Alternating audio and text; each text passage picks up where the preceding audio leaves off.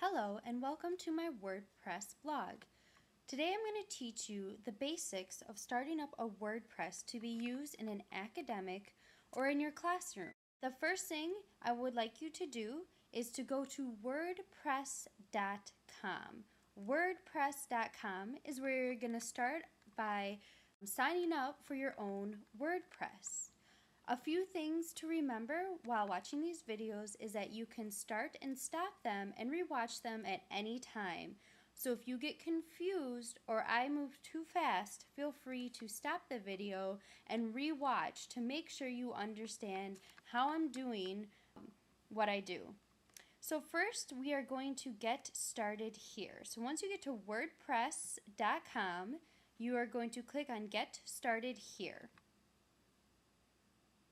This is going to bring us to our sign up page. Okay, so first we want to pick our blog address. So what do we want our blog address to be? This you can change in the future, but it's much easier if you just think about what you want now and just to keep it for good. Here you can choose if you want to pay for, like, example, a .com, .net, or .org. Or if you just want the free version, which I'm going to show you how to use, you can just stay at WordPress.com. If you feel the need to have .com, .net, or .org, you can look into that later, but for right now we're just going to stick with the free WordPress blog. So let's pick a name.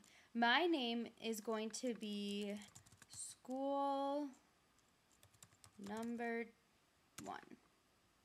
And if you didn't notice, when I first had school, it told me that it already exists. So instead, we're going to be School Number 1. And it looks like it gives me a check, which means that it is an okay address. So my new blog address is going to be schoolnumber1.wordpress.com. So username is going to be School Number 1. You can pick a different username, but this is just fine to use the same exact one because it's easy to remember. Now your password. I'm using a password. It suggests to use both upper and lowercase characters, numbers, and symbols. So try to think of a difficult password. Something that you can remember, but something that is going to be secure. So there is what they consider a strong password.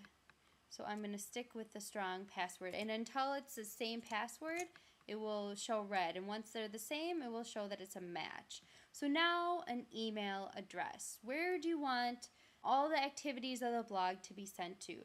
This also can be changed in the future, but try to think of what you're going to want, if you have kids responding to you, or if you are checking all your blog responses, where you would like those to be sent to.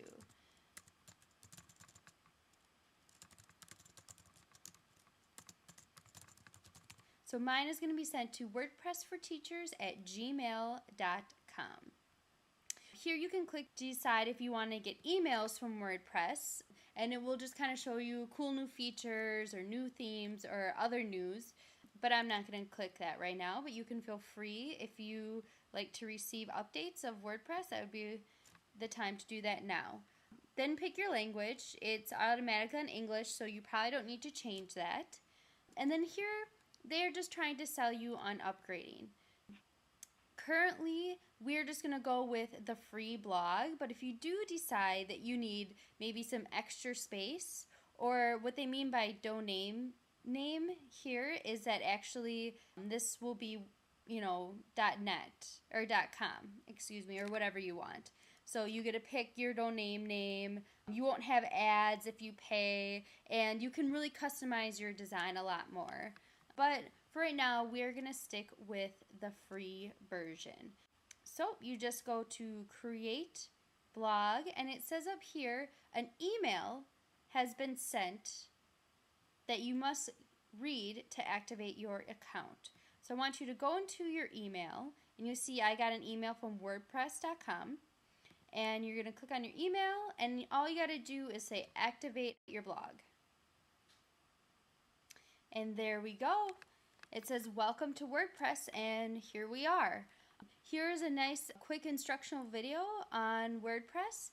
This is what they like to call the dashboard, and we will talk about this in our upcoming videos when we look at ways to make your WordPress more personalized. Here is just kind of the default that they give you. So if you saw that again, I clicked on just our name right here, and here's to come back to the dashboard, but if you just click on your name right here, it is going to bring you to just kind of a default page. And as you can see, this is all stuff that eventually you're going to want to get rid of, but for right now, it just shows you what your WordPress blog looks like so far.